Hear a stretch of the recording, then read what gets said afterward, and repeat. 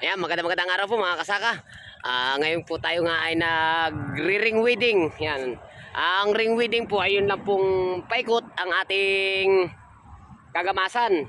Dahil mas maganda po sa patula yung hindi po hawang-hawan lahat po yung ilalim ng ating taniman. Kasi pag po sobrang puro lupa, magiging mainit po ang singaw ng lupa. At tatama po yan dyan sa itaas.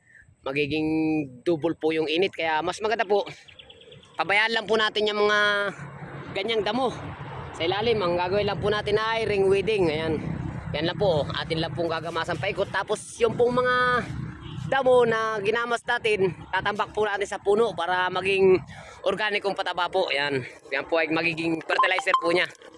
Ayan, kita nyo na po, yan po. Yan, ito po ating gagamasin, atin po itatabon dito.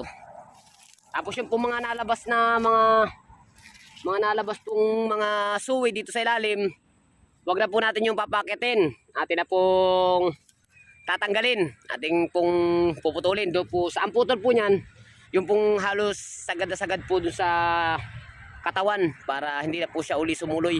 Basta tatanggalin po natin yung may nudes. Dapat po din po talaga sa entrance na yung mismong pinagsuluyan, doon po ang putol. Ayan. Ayan, hanggang dito na po. Thank you po for watching. Happy farming. Mabuhay po magsasaka. Mabuhay po tayong lahat.